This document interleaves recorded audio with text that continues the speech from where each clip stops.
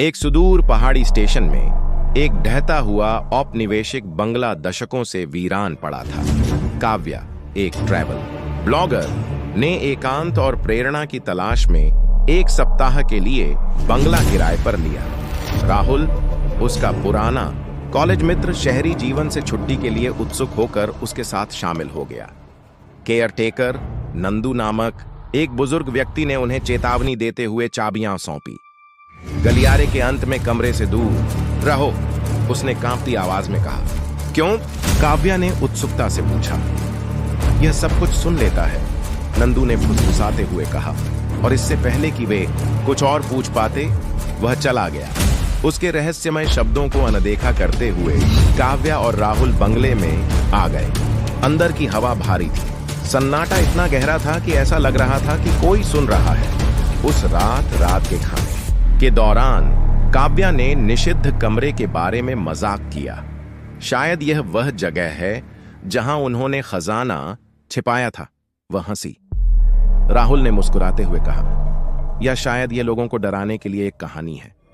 लेकिन जैसे जैसे घंटे बीतते गए, उनकी जिज्ञासा बढ़ती गई। निषिद्ध कमरे का दरवाजा बंद था, इसकी सतह खरोंची हुई और खराब थी। आधी रात को उन्होंने पीछे से धीमी फुसफुसाहट सुनी।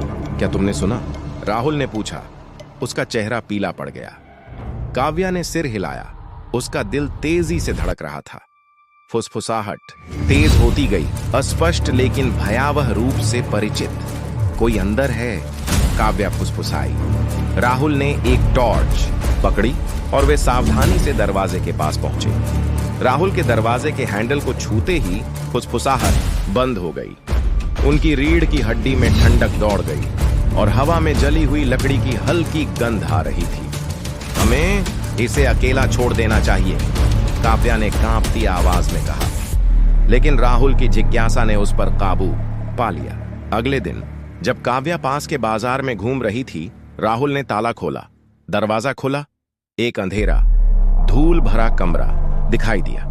अंदर दीवारें काले निशानों से ढकी हुई थी, जैसे कि आग ने उन्हें जला दिया हो। बीच में एक कुर्सी खड़ी थी, जिसकी लकड़ी जली हुई थी। राहुल को उस पर बैठने की तीव्र इच्छा हुई। जैसे ही उसने ऐसा किया, कमरे में फुसफुसाहटें गूंजने लगीं, आवाजें तेज होती गईं, राहुल के विचारों को जोर से दोहराते हुए। मुझे यहां नहीं आना चाहिए था।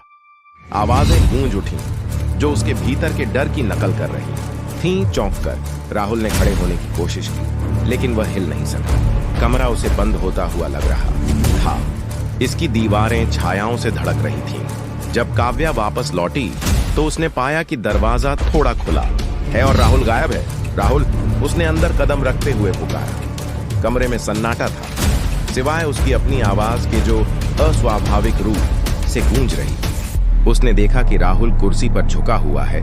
उसकी आंखें डर से चौड़ी हो गई हैं। काव्या यह सब जानता है, उसने फुसफुसाते हुए कहा। उसकी आवाज कांप रही थी। कमरे में फिर से फुसफुसाहट शुरू हो गई, लेकिन इस बार यह काव्या के सबसे गहरे रहस्यों को बयां कर रही थी। उसकी असफलताएं, उसके डर, उसका अपराध बोध, सब कुछ सामने आ गया था। बंद करो, वह अपने कान बंद करके चिल्लाई। कमरे में शोर बढ़ता ही गया, उनकी पीड़ा बढ़ती गई। दीवार से एक छायादार आकृति उभरी, जिसका रूप बदल रहा था और विकृत था। यह ऐसी आवाज में बोल रही थी जो उनकी भी थी और उनकी नहीं भी। तुमने वहां प्रवेश करने की हिम्मत की जहां सच्चाई का पर्दाफाश होता है, उसने कहा। राहुल ने विनती की, हम चले जाएंगे, कृपया हमें जाने दो। छाया ने कुर्सी की ओर इशारा किया। कमरे की यादों का भार उठाने के लिए किसी को भी यहां रहना चाहिए, उसने घोषणा की। काव्या ने राहुल की बांह पकड़ी, उसे दरवाजे की ओर खींचा। छाया हंसी, उसकी आवाज में मजाक गूंज रहा था। तुम जा सकते हो, लेकिन तुम अपनी सच्चाई से कभी नहीं बच पाओगे, उसने चेतावनी दी।